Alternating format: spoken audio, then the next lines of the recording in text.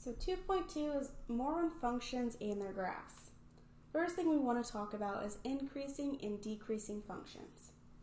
So a function is increasing when its graph rises from left to right, or it looks like you're climbing up a mountain.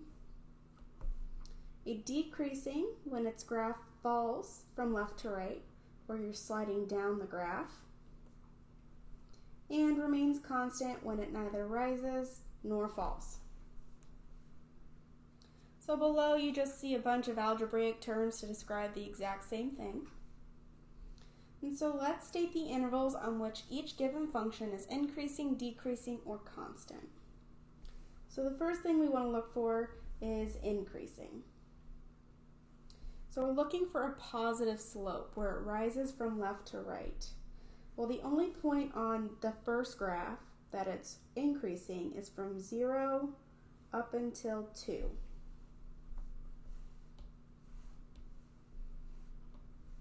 So increasing is from 0 until 2.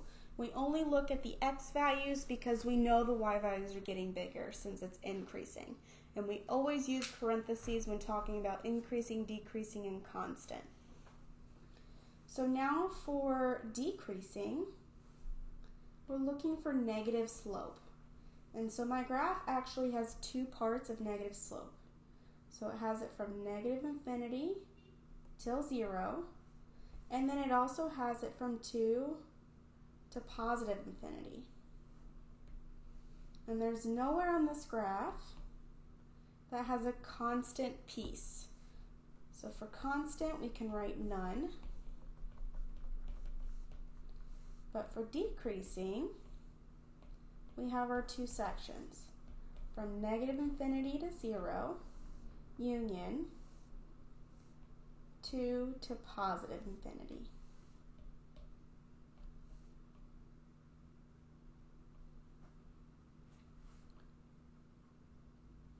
So go ahead and pause the video and try the second one on your own. So for this one, our positive slope is only in one section, from 0 up until positive infinity.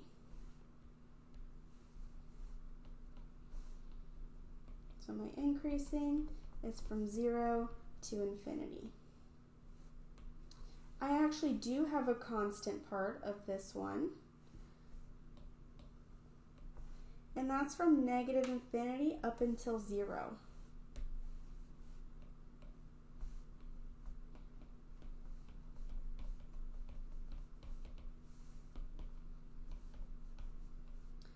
As for decreasing, there is none.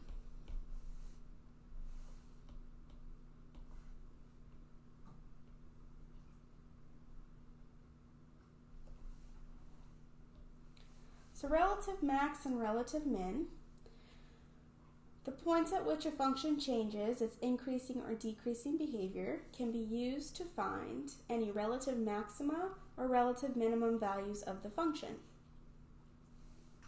So all the relative maximum says is that the y value is bigger than all the y values around it.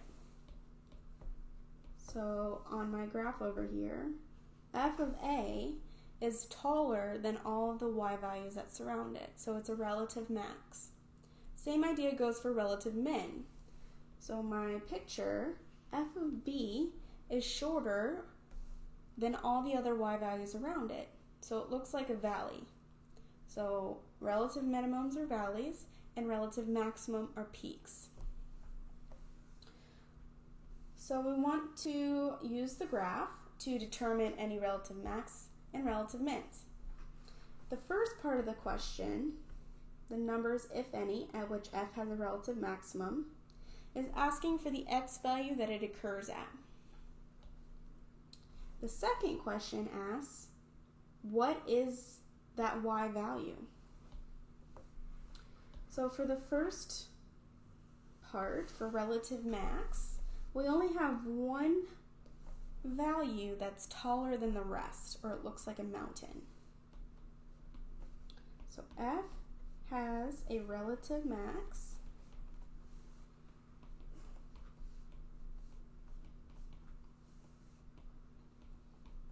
and it occurs at 0.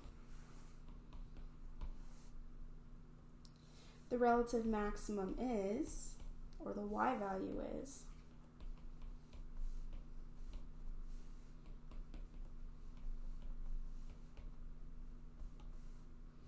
f of 0 is equal to 4.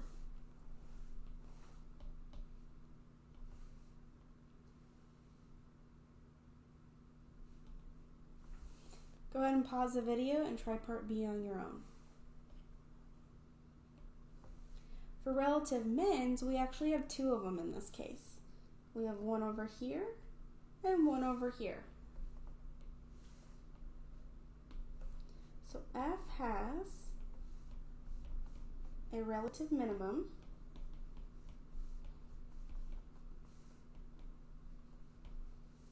at x equals -3 and +3.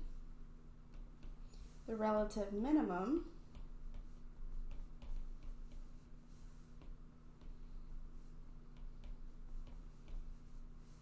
is f of -3 equals 0, and f of +3 is also 0.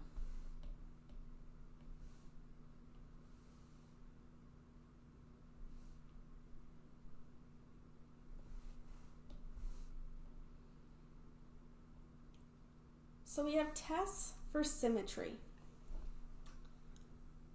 So to determine if an equation is symmetric with respect to the y-axis,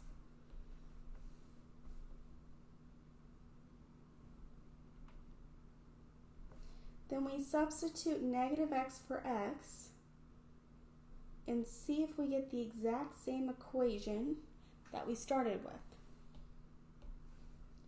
To see if an equation is symmetric with respect to the x-axis, we substitute -y for y and see if we get the original equation. And to see if an equation is symmetric with respect to the origin, we substitute -x for x and -y for y and see if we get the original equation.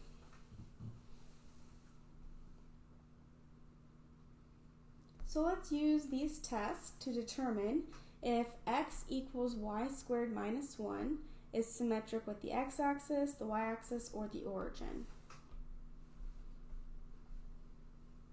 So let's do the y-axis first. So this is replacing x with -x. So we have -x equals y squared minus 1. So let's just solve this for x to see if it's the same as the original. So all I'm doing is I'm dividing by a -1. So x equals -y squared plus 1. This is definitely not the same as the original, so it is not symmetric to the y-axis.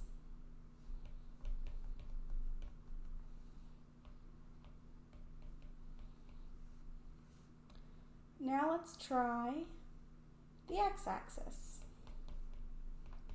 And so the x-axis, we plug in -y.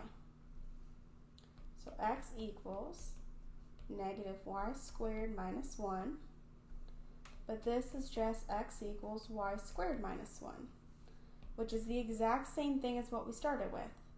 So this one is symmetric to the x-axis. And the last thing is the origin. So we plug in a -x and a -y. We have -x equals -y squared minus 1, or -x equals y squared minus 1. And solving for x again, we have -y squared plus 1, which is not the same, and so it's not symmetric.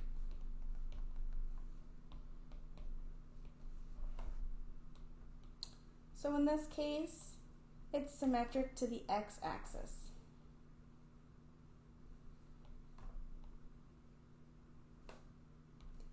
Go ahead ahead and pause the video and try the second one on your own. So for this one, we're going to do the same test, except now it's y equals x cubed. So for the y-axis, we have that y equals negative x cubed. But this is just the negative of x cubed, which is not the same, so it's not symmetric.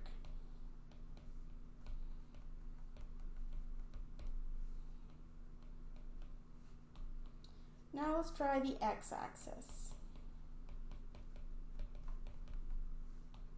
That's negative y equals x cubed. And solving for y, this is negative x cubed, which again is not the same. So it's not symmetric to the x-axis.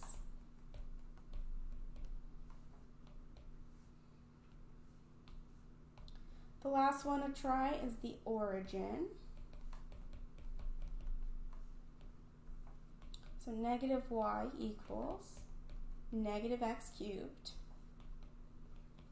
So negative y equals the opposite of x cubed. But dividing by negative 1, we end up with y equals x cubed, which is exactly the same. So this is symmetric to the origin.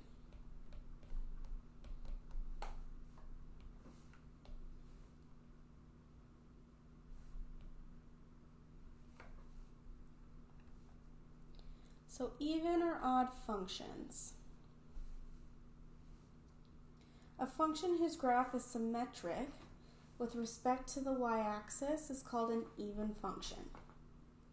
So if I plug in negative x and get the original equation, then it is an even function and it's symmetric with respect to the y-axis.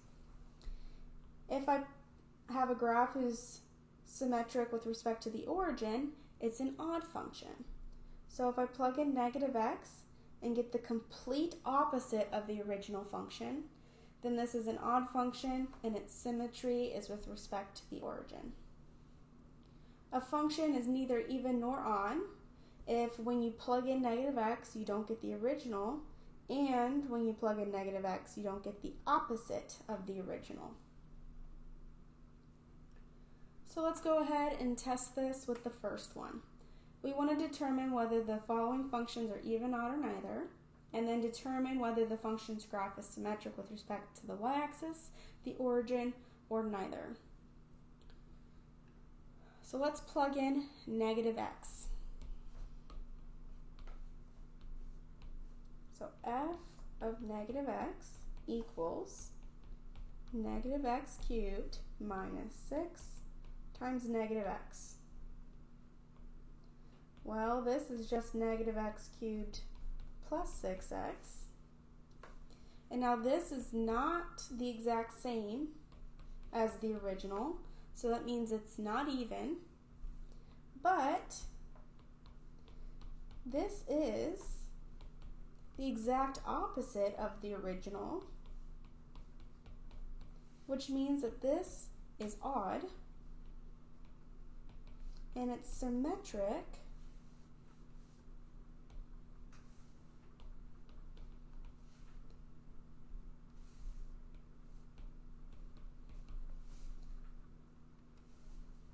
with respect to the origin.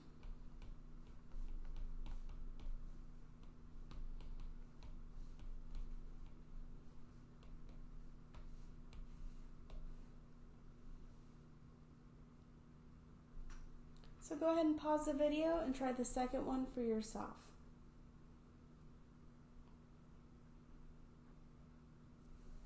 Okay, so plugging in negative x again. G of negative x equals negative x to the fourth minus 2 times negative x squared. Well, this is just x to the fourth minus 2 times x squared. And this is the exact original that I got. So this means that this is even and it's symmetric with respect to the y-axis.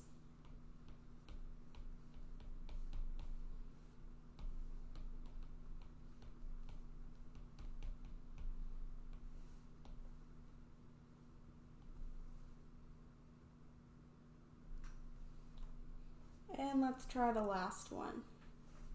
So plugging in negative x.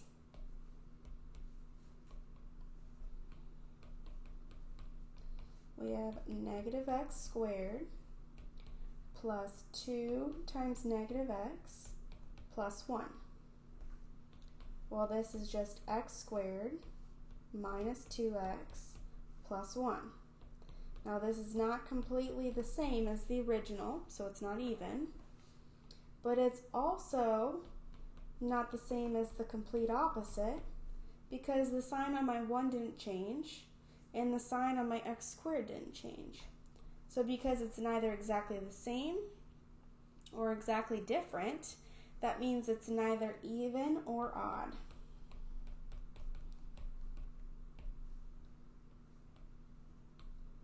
Which means that it is neither symmetric with the y-axis or the origin.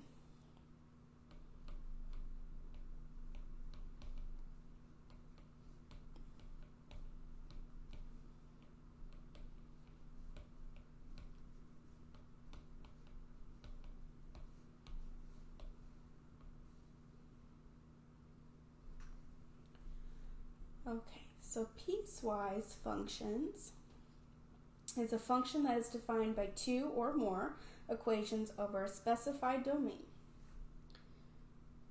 So you want to use the function that describes the telephone plan. C of t is equal to 20 if 0 is less than or equal to t, which is less than or equal to 60, and C of t equals 20 plus 0.4 times t minus 60 if t is greater than 60. So if we're looking for C of 30, you want to look at the right-hand side first to see which one it falls in.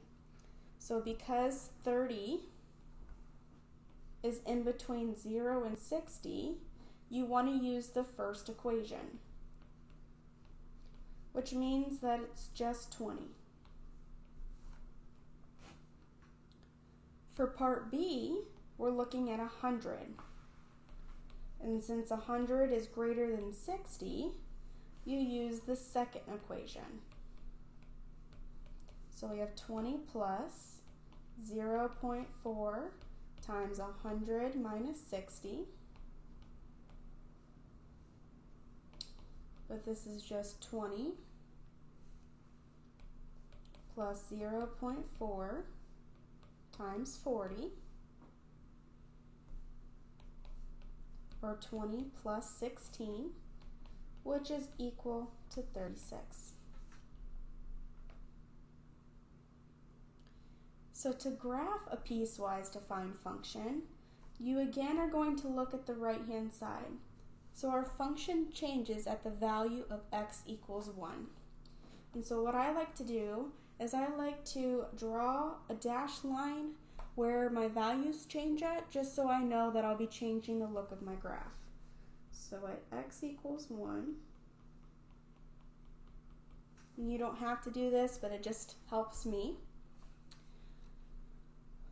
So because x is greater than 1 means that f of x or y equals 4. That's a horizontal line at 1. So let's go up to 1, 2, 3, 4. We're going to have an open circle, and it's going to extend indefinitely in the positive direction. That takes care of one half of the graph. Now let's look at the first one. We have x plus 2, and this is whenever x is less than or equal to 1. Well, we know that the y-intercept is at 2, and it has a slope of 1. So you go up 1 and to the right 1. This one will have a closed dot because it's less than or equal to. Then we just want to draw anything to the left, slope of 1. And this keeps going indefinitely in the negative direction. And so that's how you plot a piecewise defined function.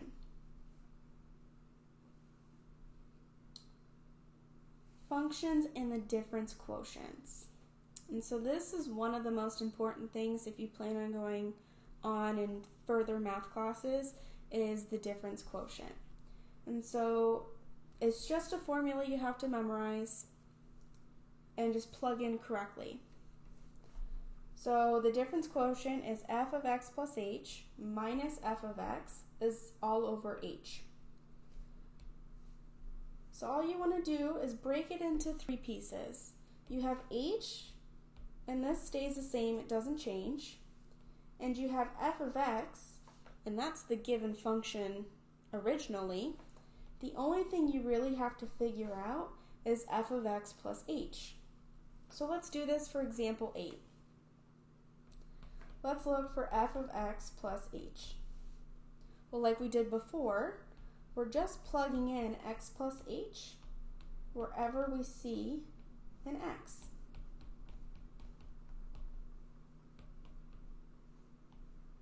So this is 2, and then we have 2x plus h's, so we can FOIL. The minus will be distributed. So we have minus x, minus h, and plus 3. So let's FOIL. I have 2 times x squared plus xh plus xh plus h squared minus x minus h plus 3. But this is just 2 times x squared plus 2xh plus h squared. And we want to distribute the 2.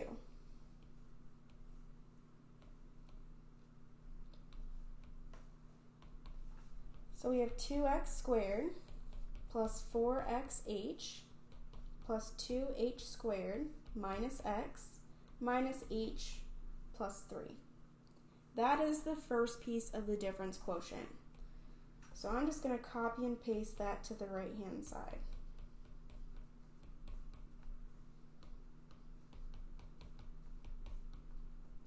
The next piece is we subtract off the original equation. So minus 2x squared minus x plus 3. And this whole thing is divided by h.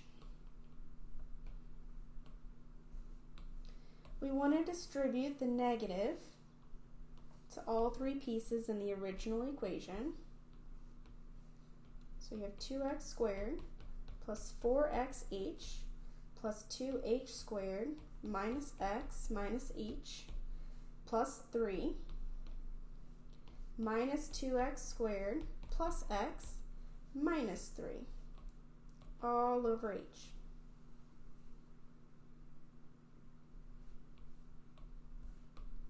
And if you do this correctly, the entire original equation should cancel with something else in the f of x plus h part. So I have 2x squared and negative 2x squared. I've got negative x and plus x. I have plus 3 and minus 3. So my original has completely been taken off.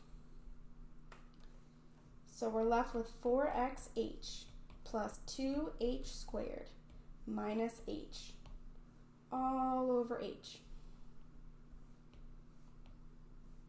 So looking at the top, they all have an h in common. So let's pull it out.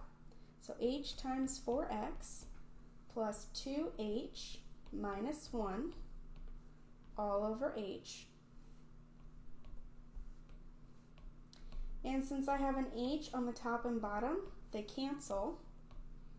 And I am left with just 4x plus 2h minus 1.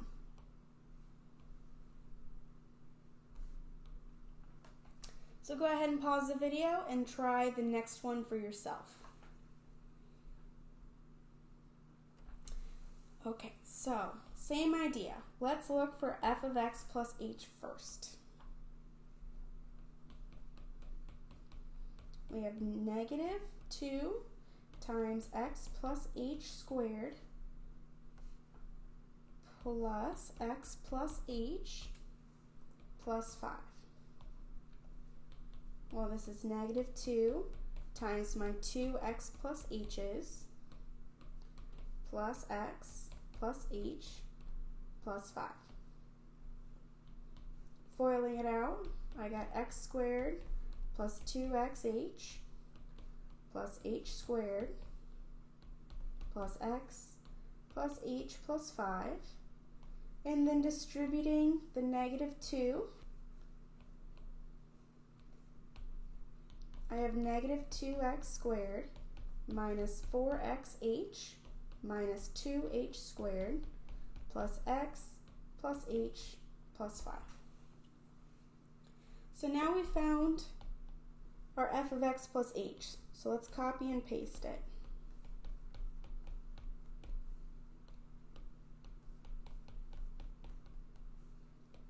And we subtract the original equation. So minus negative 2x squared plus x plus 5. And this whole thing is divided by h. So let's distribute the negative.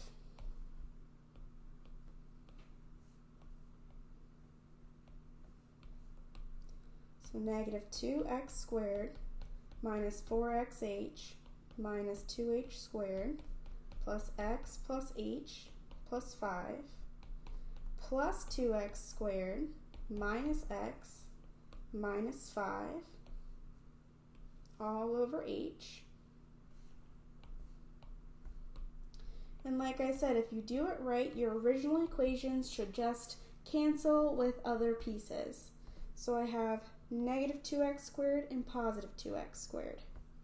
I have a plus x and a minus x, and a plus 5 and a minus 5. So what I'm left with is negative 4xh minus 2h squared plus h all over h. We can take an h out of all the pieces in the top, and we're left with negative 4x minus 2h plus 1 all over h. And my h's cancel, and I am left with negative 4x minus 2h plus 1.